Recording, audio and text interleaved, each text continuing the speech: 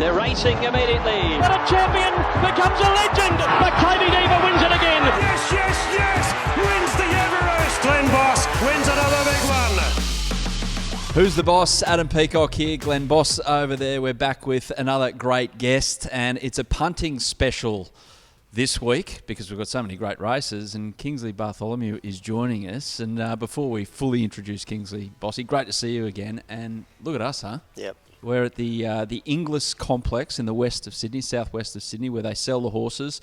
Thankfully, they're not in here at the moment. Otherwise, that would be a bit difficult logistically. But what a great complex. Mate, we're actually in the stables, and I want to know where I can book a room here because these stables are better than my house.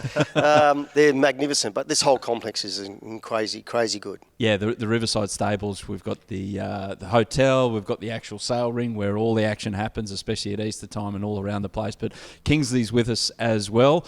Not quite across this unless he has a really good day on the punt, because that's how you've made your coin as a professional punter, but involved with Wolf Den and various other projects, mate. Thanks for being a part of this. How are things? Absolute pleasure. Thanks for having me on. Things are good. As in a punting life, always up and down and never a dull moment, but that's the life I've chosen. That's the life I love.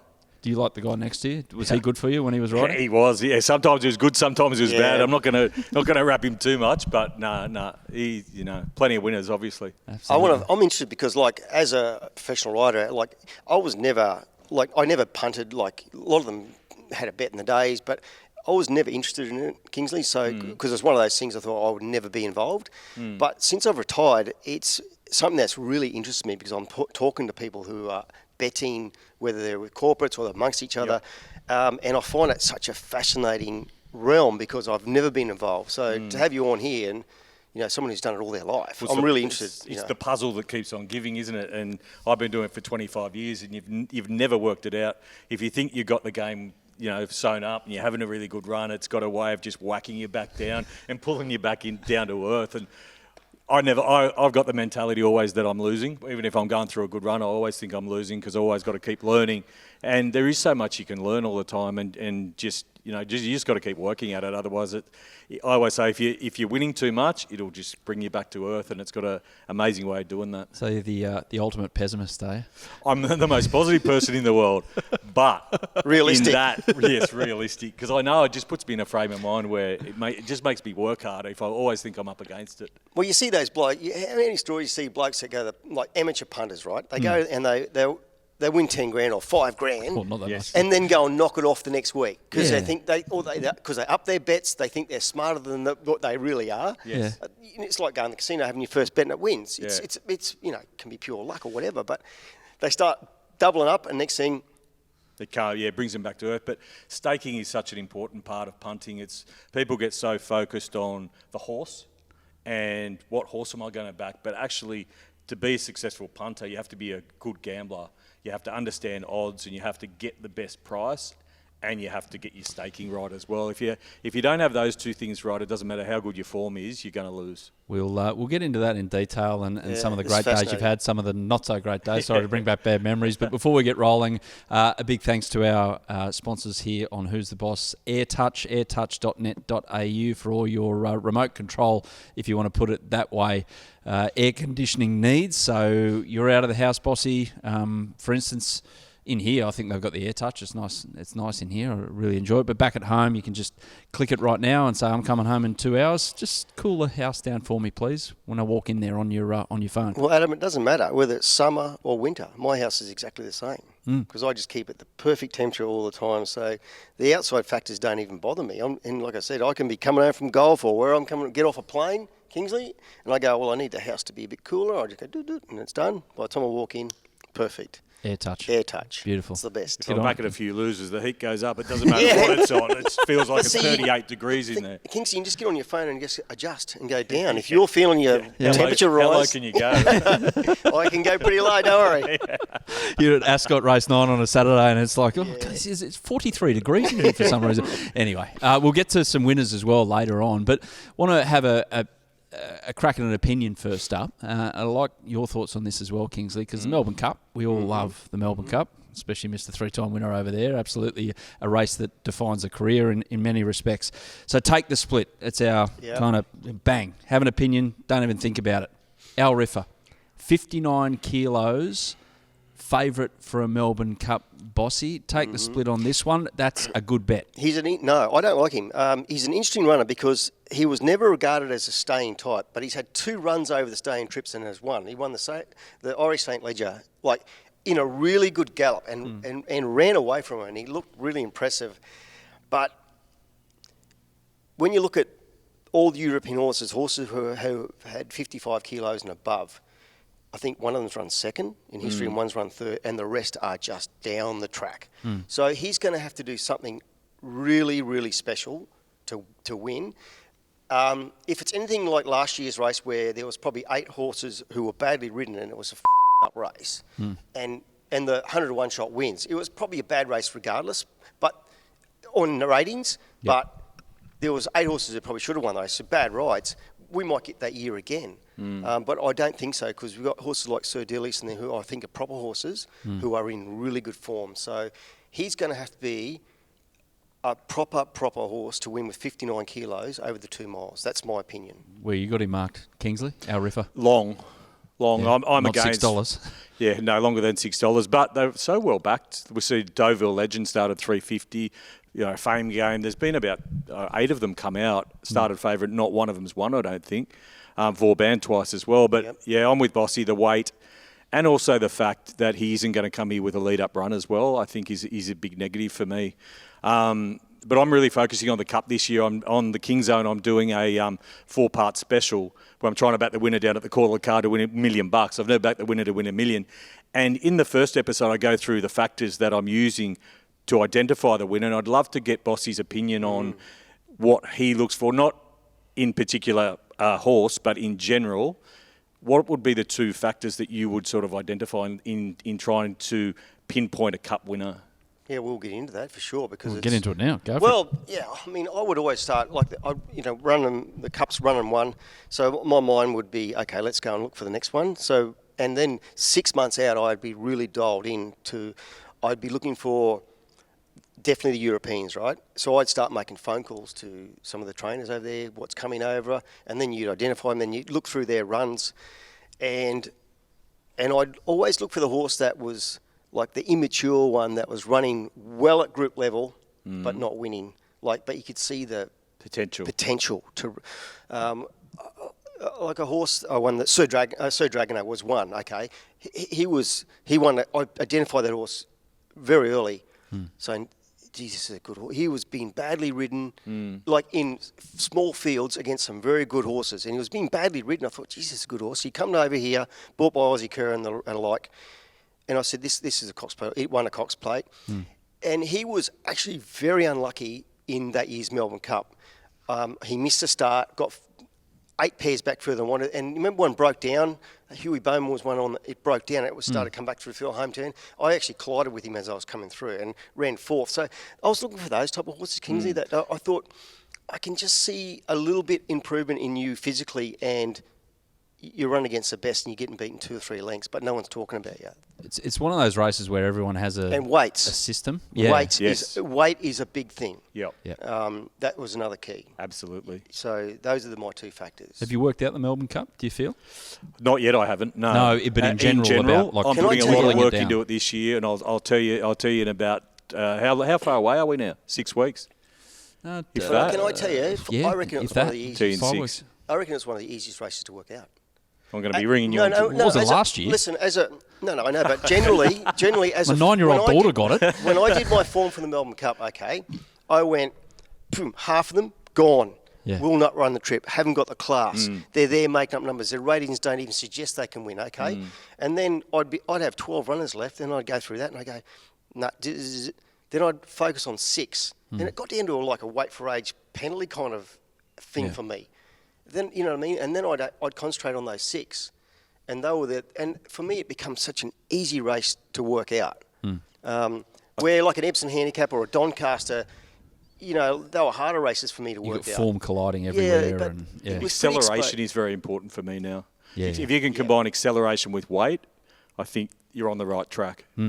Yeah, that's it. We told in the last series the story of the Almandon floorboards with Kira McAvoy. Yeah, I bought a whole house full of floorboards thanks to the winnings of our Mandan a few years beautiful. ago. But the But I three-year-old- identify that horse because Same it had thing. the acceleration. But the European factor. 3-year-olds, they got away with it for a few years, and then the handicapper caught up with them. So True. they're not going to be winning. Bossy, do you think Too they often. need to have a run here? Is that one Yeah. of yours? I like to see them have a run. Yep. 100%. What about ones that have run in the race before and then go around again? Like One Smooth Operator is doing Yeah, I it fell this into year. One Smooth Operator. I fell into Absurd last year as well. So Yeah. I won't be making those mistakes again this year, I don't think. Observed can't run the trip. And trainer obviously is hugely important as well. The preparation for peaking on that first Tuesday in November. Yeah, yeah. Kingsley, overall, obviously now you're probably a different punter than when you first started, I dare say. Is Yeah, it? absolutely. So how's it morphed into the system that you have now, the way of finding what you're looking for? Is it purely a price point that you jump in on, as opposed to when you first started, maybe like the rest of us, just walk into a tab and go, yeah, I'll have 10 on that? Yeah, no, exactly. I mean, it's changed so much mainly because of the betting ring. Well, I used to be in the betting rings, and now I'm sitting in front of a computer, which I've done for a long time. But form-wise, it's just about adding in all the time, adding in new factors or adding in new data. So data's just evolved so much, and I think it'll get to the point where the markets do actually get so accurate that my job is, redundant in a way, and it's just so hard to win because AI is going to take over. The bookies will frame markets in a more accurate way. They've already got a lot of percentage in the market. So it's not just about form, it's about understanding the market, understanding different edges. And in 2025, it's hard to turn over money, and that's why I've started different things like Wolf Den and the King Zone, because it's hard to turn over. On a Saturday, I used to be turning over in excess of $1 million. Now I might be turning over 200,000 on a Saturday sort of thing. So my turnovers dropped by 80%. And one of the two reasons why mainly is one because of the extra percentage in the market. So the bookies are basically betting lesser odds than what they used to, than the on-track bookies. But the other reason is it's hard to get money down. So on-track bookies would have to bet to win $5,000. You go across the line to win 5, to win 5, to win 5. Take them all out, suddenly you're on for 40 or 50,000. Now it's click, click, click, and they're all to win 1 or 2,000, and they're all automated. So the prices change so quickly that it's actually hard to get big money down nowadays. Interesting, isn't it? Well, yeah, you talk of your turnover there. I mean, if I on the 5 o'clock on a Saturday said to my better half, I've dropped 500 today, I'd get my ass handed to me. How does that go down? My wife's great. She doesn't even ask. I can walk through the door. She doesn't even ask how I go. And if I've had a bad day and I come home and I've got a head on me, she tells me to pull my head in and get the over it. Yeah, that's it. 100%. It's what you do for a job. Just forget about it. Have a drink and watch a movie or have a bet on the sport. After I've had a bad day, one of the things that gets me over it is having another bet on the sport and sit there and watch it. It takes my mind off it. Or go and find something for Sunday and back that sort of thing. So it's sick, but true. Do you get stimulated by having a bet on the sport as much as you do? Like, obviously, racing is the biggest part of your genre. Yes. You get just Absolutely. As you do, yeah. Yeah, league predominantly. League tennis, I bet a little bit on golf, bit on AFL, any big soccer World Cups or any big events that are sort of on, I'll take part in. So you're applying the same strategy, like to in sports betting as well. So no, I'm not. I tried and I wasn't. I tried. I put together a model on the NRL, like a statistical model, same principles as what I did on horse racing, and I stopped it after 1.5 rounds because I barely backed the winner, and I went so hard into it. I started betting 50,000 on a game. First 8 games of the round, I didn't put a ticket in. So I did 400. Next time, I think I backed 2 winners and 6 losers, and I've gone, oh no. And I which is very unlike me to sort of stop at something, but I'd realised then, I don't know why I didn't realise it earlier, that the model wasn't quite right. So on horse racing, you've got this whole library and whole, back catalogue of 10 years of data, whereas rugby league games, there's 8 a week for, 25 rounds. So there's only 200. The sample sizes are quite small. Yeah. So I made a real error there, and I paid for it. But getting back to your question, no, it's all feel, like leagues all feel, and I do it in my head. Adrenaline is a big part of every part of life when you're chasing something. And backing a winner, there's adrenaline, which means there's emotion attached, and that emotion sometimes clouds your judgment. How do you somehow take that emotional attachment to backing a winner away from making sure that you're doing what your bank tells you should be doing? Just experience, I suppose, really, and knowing that when I was younger, I used to have a big crack, and so I make rules. I make limits. I have rules, and for a while there, I just sat in my office at Coogee at home, in my home office, and just bet. I just bet on everything. Bet day in, day out betting. And on a Saturday, you could get on for a lot of money there. And I had a big sign that I put in front of on my office in front of me. You must not bet too big. And I stuck it on the computer in front of me, and I went over it a lot of times as well. But it was right in front of my face. But the only way you win punting, and the only time I started to win punting is when I made rules for myself. Discipline. Discipline. Yeah, you got to be disciplined. You can't. Occasionally, you can step out of the comfort zone, but it's got to be. You've got to do it consciously. You can't do it reactively when you're having a bad day, chasing and all that sort of. Because you can be a winning punter for a year and knock it all off in one day. Yeah. You have to have discipline. But it's a fine line, really, because you have to have discipline, but you also have to have a bit of fire in the belly where if you do see an opportunity and you do see an overlay, that you do crush it and you do make good money out of that. What do you mean, like it's a horse that you like, and then you go, why have they put this price up? It's way overs. Yeah, and you have a real good crack at it. And even now, Betfair's around, so you might see $11 and think that's a complete wrong odds, and you might get $2,000 on it when you're a $200 punter, and you go and have $2,000 on it at $11, and maybe you lay $1,500 back and it firms in at $6 or $5 or something like that. Doing smart things, using your brain, and putting the odds in your favour big time. So punting's a real funny one because there's way better, smarter people out there than me. There's way better judges out there than me. And the reason that a lot of people sort of fail at punting is the mental edge, because you're losing more than you're winning. Yeah. Like I only win 1 in 5 bets or something. So you've got to get the odds right.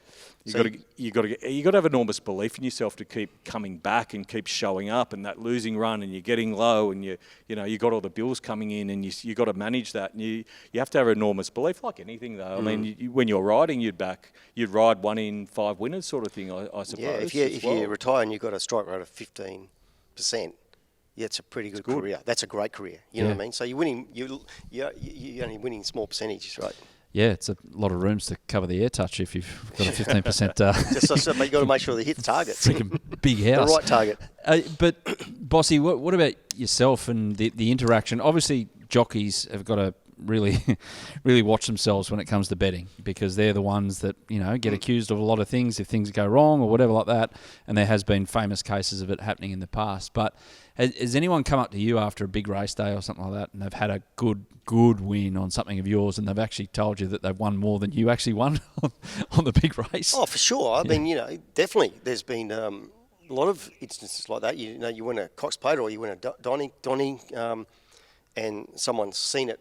Oh, I started backing it, or even especially Melbourne Cups, or I started backing that horse 2 months ago, or whatever, and I got it when it started even money on the day, but I got 6 or 8 to 1 a month ago, and they'll tell me how much they won. Oh, it's fantastic, great stories, but yeah.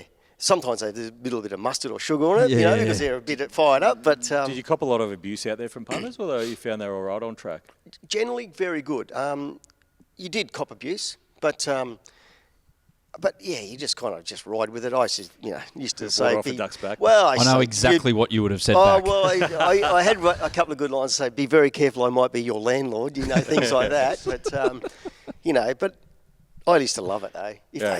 Fired you up? Well, if they give it to me, it's like they've been invested in me a little bit, and I kind of loved it, whether they hate me or love me.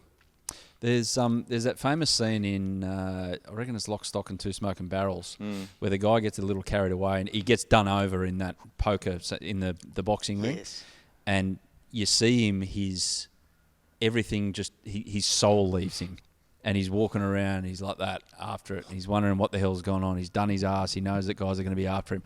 Now, I'm not saying it's got that serious for you, Kingsley, but have you ever had that feeling after a day and it feels like your soul's left you because you've got too carried away? Yeah, absolutely I have. And actually worse than the nights when you wake up the next day on a Sunday morning, it's usually after a Saturday and you just think, what have I done?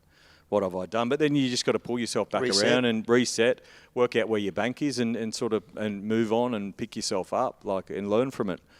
I don't mind, I hate losing, but I sort of like losing runs as well. I like the challenge of it. I like the challenge to get better. And it's exciting anyway. If we won all the time, yes, that would be exciting, but we wouldn't be improving. But if I'm having a good run or a bad run, I try and do exactly the same thing, and that's just keep improving, keep working at my craft, keep seeing if there's new edges out there because they're changing all the time, and just trying to get the model better, really. What's the worst day you've had? Is there a story? Financially? Yeah. I wouldn't know. I've never lost $1 million in one day. I know that. If I had to guess, it'd be somewhere between 500 and 800 I've done on a day. Oh, who hasn't done that? Yeah. But yeah, I've never done $1 million, and I never will do $1 million because I'm not betting big enough to do it now. But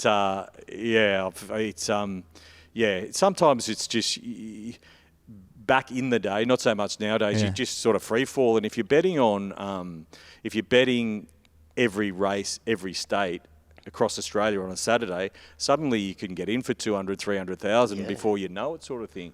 But if you follow the process, never really worried me. I'd never changed what I did. I just had my rules. I had them there, and if I do what I said I was going to do, rules-wise, bets-wise, it doesn't really bother me, to be honest. But what does bother me is if I get out of control. And as a punter, there's no worse feeling than being out of control. So when you're talking about your rules, give me your 5 rules that you will not deviate off. Limits, how much I'm going to back a horse to win, Yep. and also horse selection. So at the start of the day, I'll have usually two limits. So, my top tier bets, my second tier bets, and then I might have another group, sort of third tier, where I'll look at the track bias on the day, and if it's sort of fitting into that, I'll move it up. So I've got, say, 3 tiers. Mm-hmm. But if I then started looking, I think, 4 band's going to win on the weekend, I'm losing my money, and I had a second tier bet in the race, but because I was losing, that might be favourite. So I'll go to 4 band, for example, because it's 10-1, and swap it around. That's what I'm talking about in terms of getting out of control and doing things that I wouldn't normally do. So the two, it's bet selection and staking. Okay. Do you go multiples as well, like exotics, quaddies? I don't. No, I'm purely bet for the win. The pools are very small now in Australia on exotic betting, unfortunately. So hopefully they can get back up. But those pools are really, really small. What happened?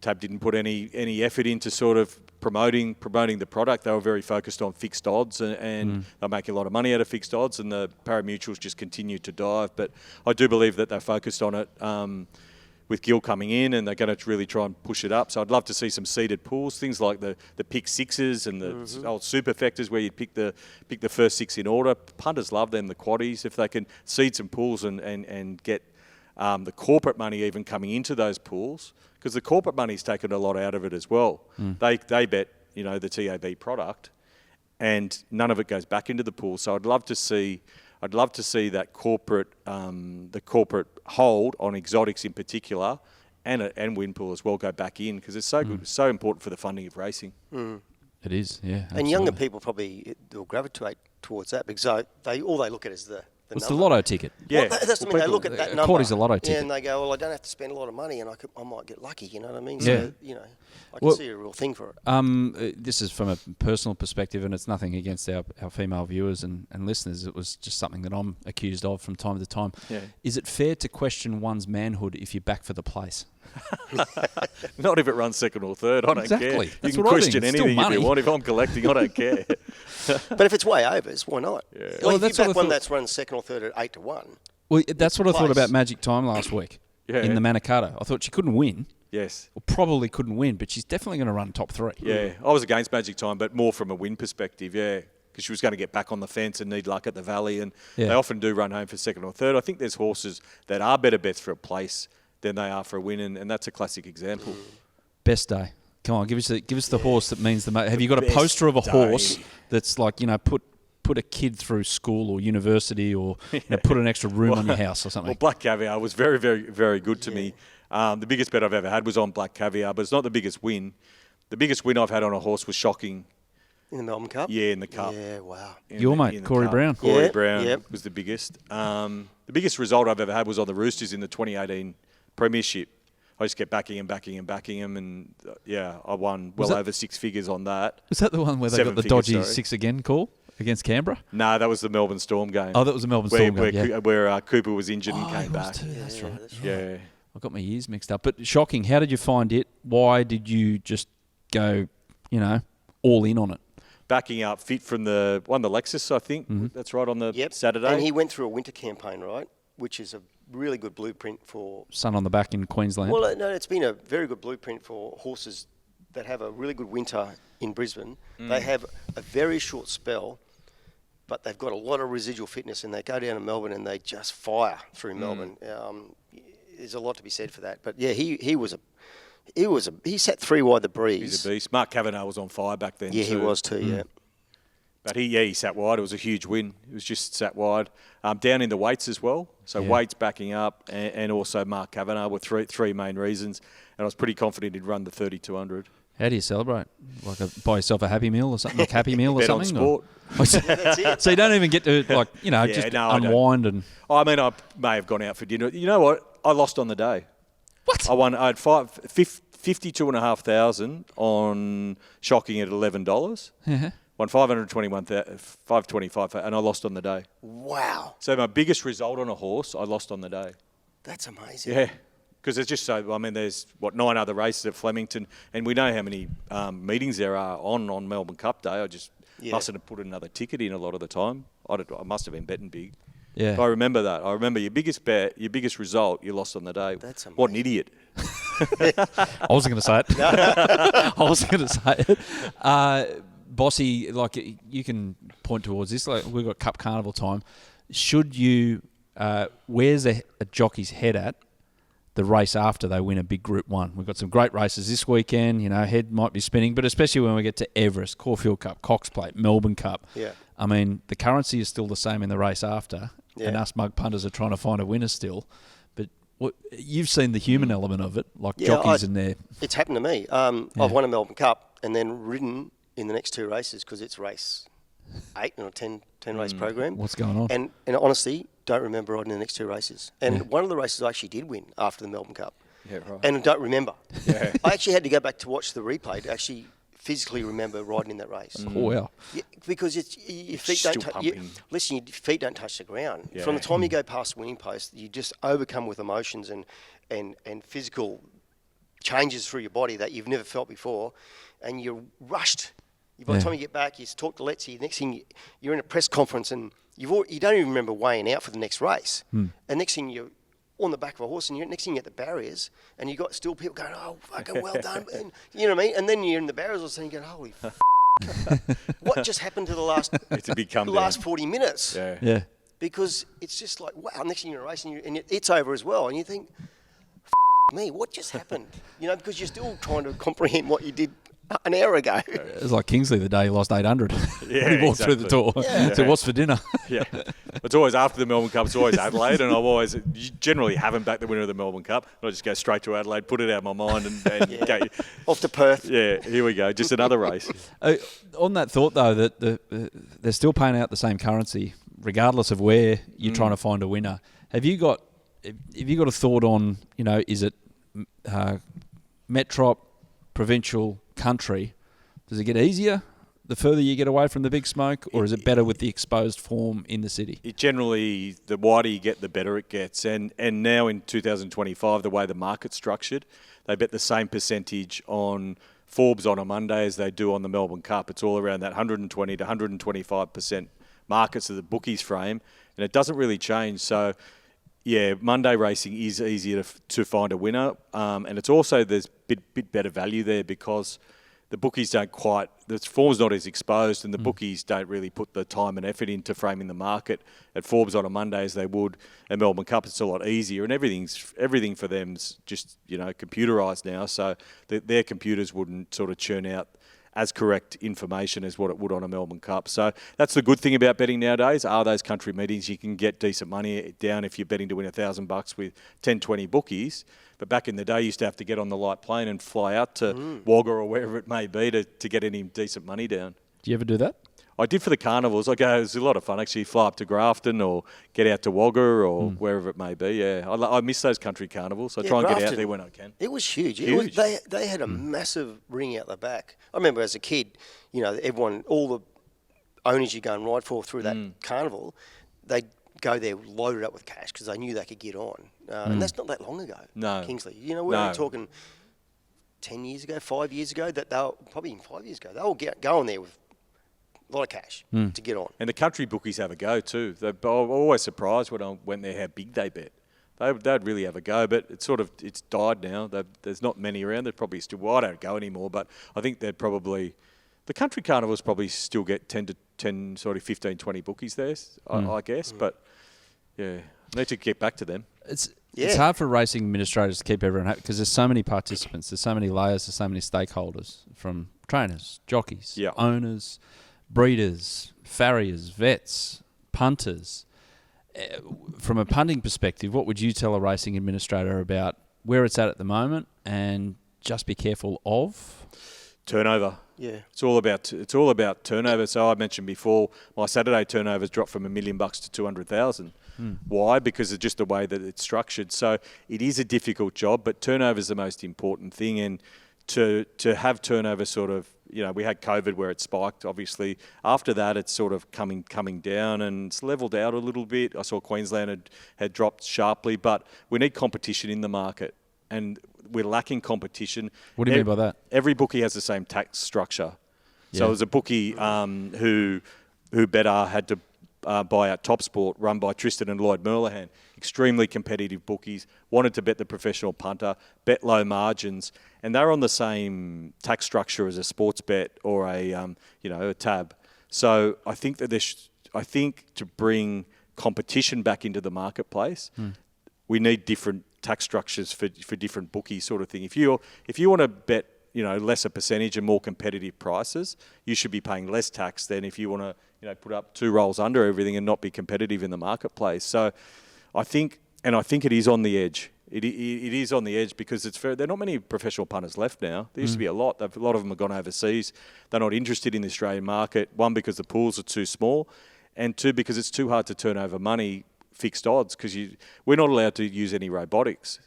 Bookies are allowed to change their prices on algorithms based on what each other are doing, but I can't set up an automated system where I'm betting with 20 or 30 bookies, press a button and it just goes and puts my money out. I've got to click manually. Yeah.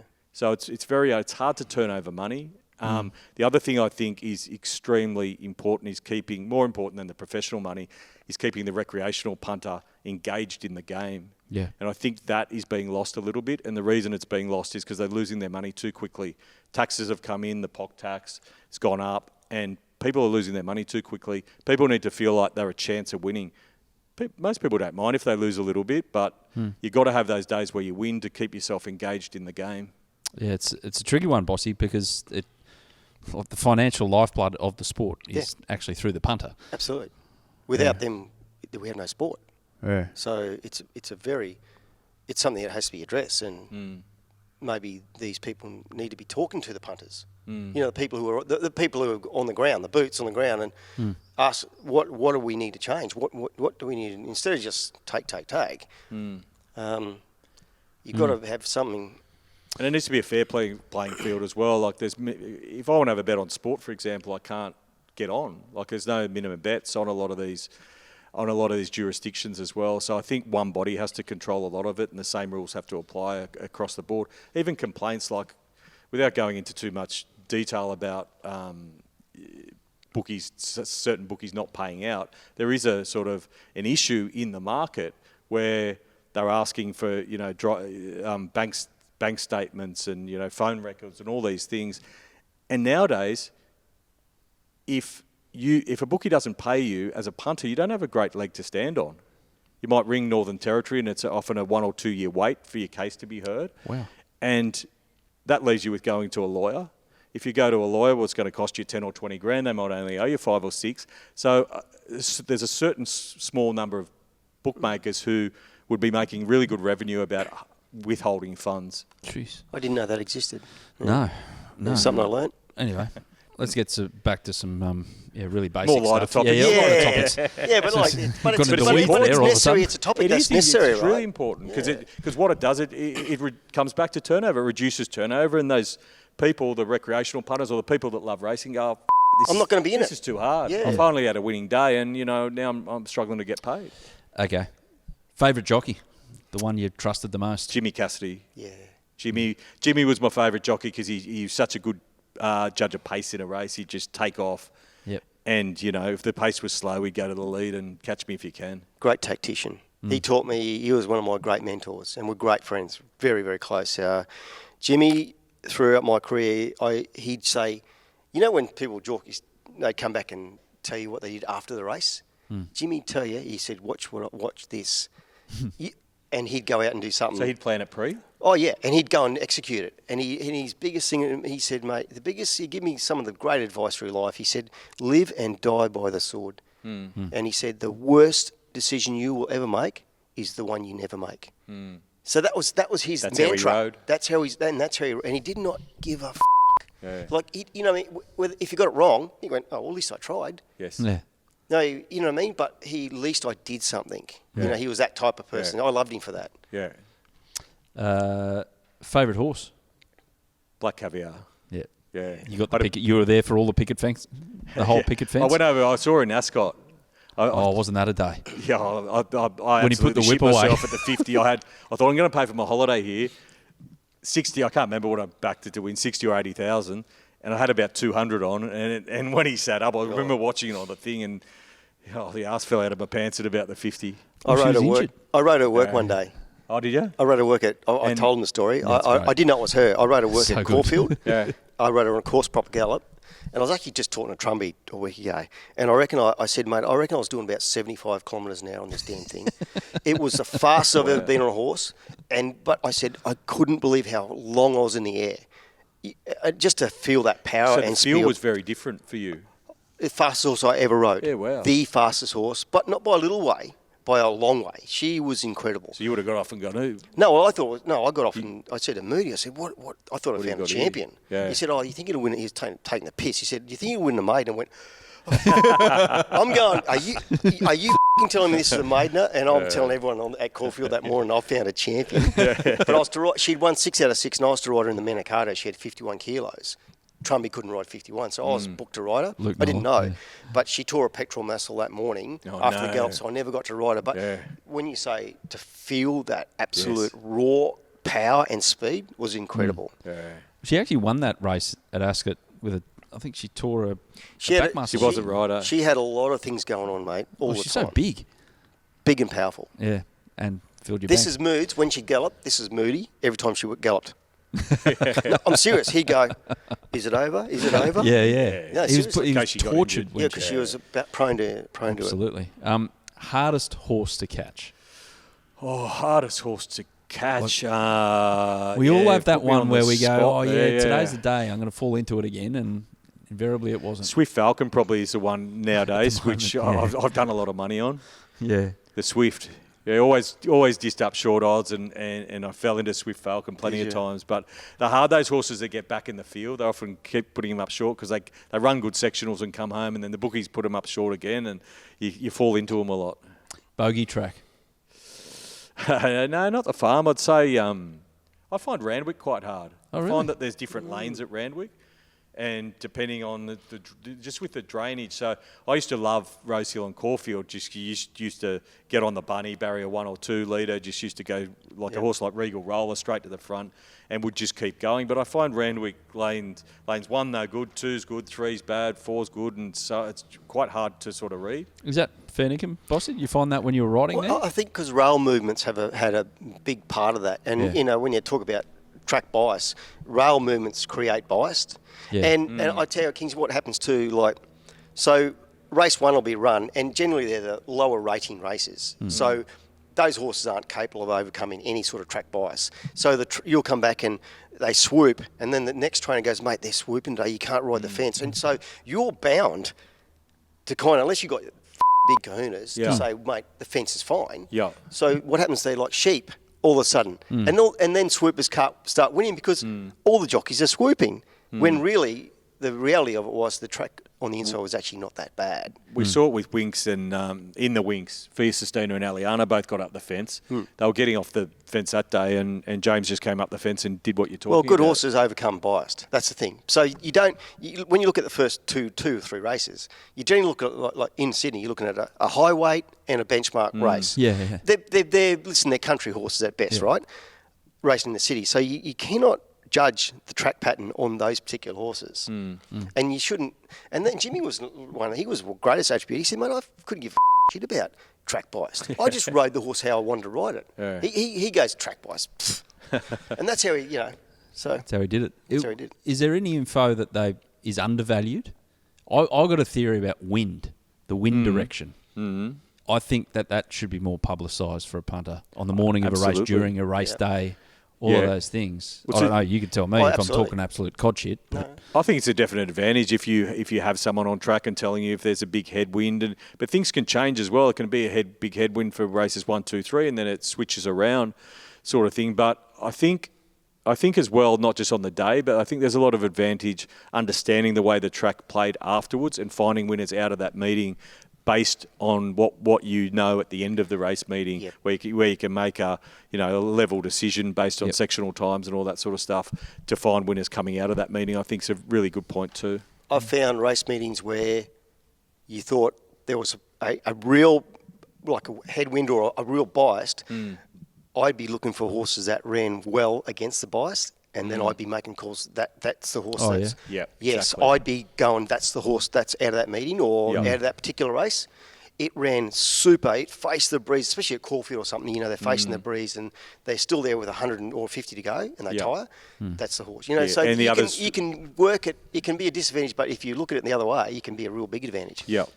Well, before we find a winner for this week, got to tell you about our crew, another of our sponsors at Who's the Boss. It's IPE Events, ipeevents.com.au. Check them out, ipevents.com.au. All the big corporate days, Cup Carnival, all 4 days. Next year, they'll be back for Origin, Wallabies, tests, everything, Bossy. It's a good day out. Everest Day, they're putting some on as well. If you're looking for a tobacco winner, get on their website. We've got Everest coming up. It's one of the best days. They've got an amazing room at Everest Day at Randwick, and then we have an amazing setup for the 4 days at Flemington.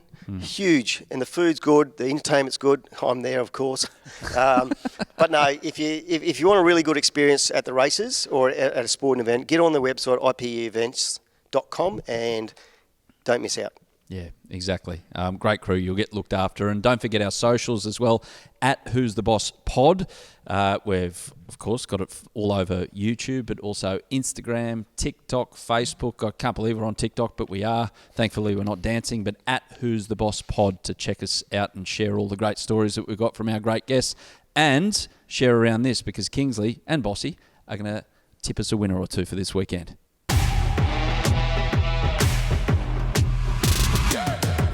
Not just Bossy's best, but we'll get the King involved here. Kingsley's best as well for all the Group 1s and some of the great races coming your way this weekend. Flemington and Randwick, some hot racing. We're going to start at Flemington.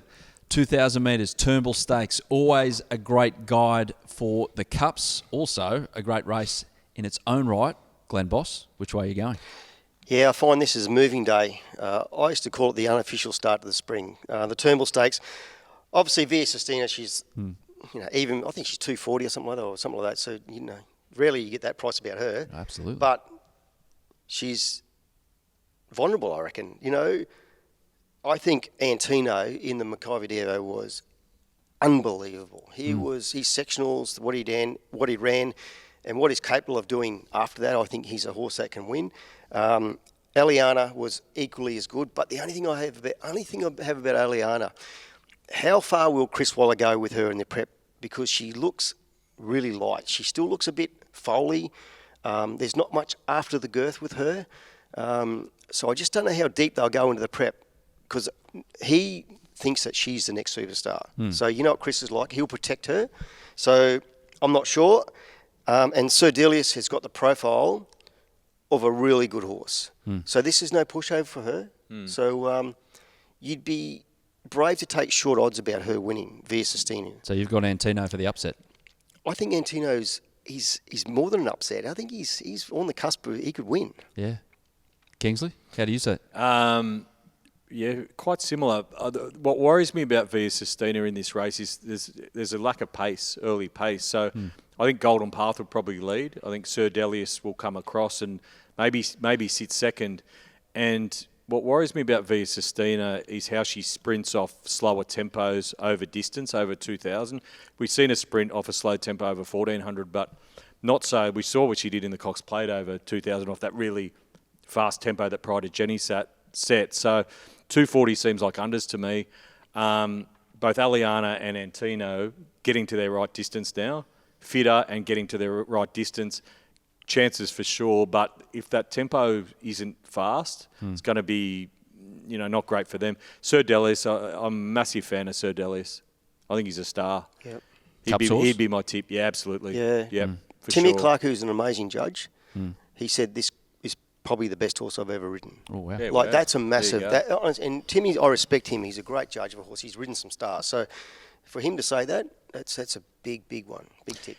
He ran very slow time last time, and it might get us a bit. His rating was like 92, and his first start in Australia he did 105, I think, then 102.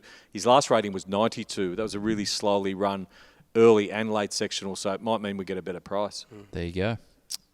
To Randwick, Epsom Handicap, always a great race. Bossy, you know it very, very well over the mile at Randwick. Are you going the fave here? Autumn Glow, have you found something to found something to knock her off? Autumn Glow is weighted up to her eyeballs. She's not a Group 1 winner yet. She's a Group 1 winner in the weighting, but she's not a Group 1 winner yet. She gets 54.5 against some seasoned, tough Group 1 winners over the mile. If she wins, she is the next one. She's the next one. Like, you've got a Derby winner, New Zealand Derby winner there, Will he do it? Who's got 53 kilos. He's been running well. Pericles, an old stager.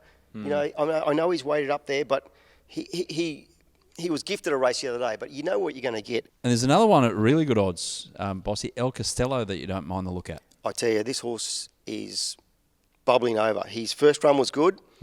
Then they give him a trial, and his trial was outstanding. He's got a lightweight, real sharp. This is no pushover for Autumn Glow. No, I agree. No pushover. Barrier 14. I mean, I think Autumn Glow is an absolute star. She'll be winning a lot of Group 1s, but everything's about value. She's $1.80 or $1.90 now. I can't believe how short she is. Well, you wouldn't jump into that price. I don't know. And James isn't on. Kieran's gone on from barrier 14. She didn't actually drift. She was $1.80 or $1.90. She drew 14. And I'm not sure where she's going to really get in the run. He's going to have to try and get in. She's never been in this company before. So I just think it's an extremely short price. I don't know what's going to beat her. I think she'll win. But I'll be wanting to get a better price than that. It's probably a stay-out race for me at the moment. Swift Falcon's there. Oh, Can't talk into that. Well, that's the sort of this is what happens. Swift Falcon will be 20 to 1 or 25 to 1, and he'll lob, and no one will be on him. He's like the girlfriend you can never let go. Yeah, that's He's it. like, I'll go visit her for one more night. Yeah. Anyway, Premier Stakes. So this is one of the last chances for these Everest horses to really stamp themselves before the big race in a couple of weeks' time. Small but select field, this sprint race, Bossy. Yeah, I'm all over Jimmy Star. He was unbelievable first up. Missed the start on a leader-dominated race and absolutely tore the track up last sectionals. You know exactly what... I know he missed the start the other day, but that's not normal. You pretty well know what you're going to get with Jimmy Star. He runs a very good race all the time. I know he has to give start away, but he's a very good horse. Briassa will 100% improve off his first up run. And I'm not a very big fan of Private Harry. I'm sorry to Private Harry's fans. Why? I just thought he got away with the Group 1 Galaxy, and now he's in the deep end. Big time. With the big boys. And I just don't, honestly, I don't know if he's capable of being mixing it with the big boys. Yeah, well, good luck to your social media platforms when you get some advice. Well, from you got to have an Harry's opinion. ownership. You got to have an opinion, and I'm just taking on what I see visually. I'm a visual person.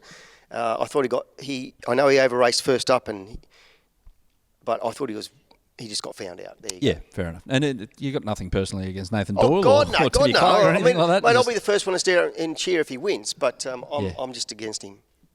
Kingsley? I haven't had a great look at this race, but I'm a massive fan of Briasa. I'm just not sure whether Private Harry will probably go forward. I'm not sure if there's any other pace in the race at all, but I'm a huge fan of Briasa. I think he'll run a big race in the Everest as well. I think he's only going to improve off what he did first up, and he'd be my tip right now. And the Flight Stakes over the mile for the fillies, Apocalyptic, is the odds-on favourite as we sit here right now for Michael Freeman and Tommy Berry. Yep. Always there or thereabouts, Tommy, at carnival time. Have you gone the fave here, Bossy, or have you gone somewhere else? I thought Artistic Venture drew awful last start and was dragged out of the race. I know when they're dragged out of the race, they're entitled to run a good race because they're actually set up to run good. But it ran through the line, Artistic Venture, off a better draw. It might just pose you up a little bit better. And I don't think there's much between these fillies. That's what I'm saying. Luck in running is going to play a big part because they're all finishing in a bit of a bunch. The favourite at $1.90, I don't know. I just think there's too many variables. So I think Artistic Venture and Queen of Clubs. It's by Maurice. Yep. The deeper they get into their prep, the older they get, the more distance over better range, they come into their own. So she's going to have a few challenges. I'm a bit against you, Bossy. I thought the favourite was probably the anchor bet of the day. She sat 3 wide against the same opposition virtually, sat 3 wide last time, no cover, strong through the line over 1,400. I think she'll just improve over 1,600, and I thought 190 was a good price. After everything we've talked about today, Kingsley, about just finding a winner anywhere, got anything for Friday Arvo, a dubbo for us or something like that? There's always plenty there. Go to the King.zone and there's about 40 tips a day. So, yeah, get involved. There's always something. But, yeah, don't know. Not off the top of my head, no. Excellent. We'll stay across your various platforms to see what you're going to end up with in the Melbourne Cup. Yes. And really appreciate your time on Who's the Boss, mate. And, Pleasure. Good luck for the coming weekends and Thank you. weekdays as well. Thanks. Thanks, Kingsley. Really enjoyed it, mate. And good luck with the Wolf Den. It's a good watch. Yeah, it's a bit of fun. If everyone hasn't watched it, get on there. It's a bit of fun. And there's plenty of good judges on there too, sharing their tips and sharing their info. And anyone who wants to learn and improve their punting, also have a bit of fun, get on there. Get on it. Cheers, mate. Thanks. Hope you enjoyed that video. There's plenty more content like that on this platform. But Bossy, what do you need to do first? Adam, like and subscribe. It's that simple. Like and subscribe. Plenty more from Who's the Boss on the way.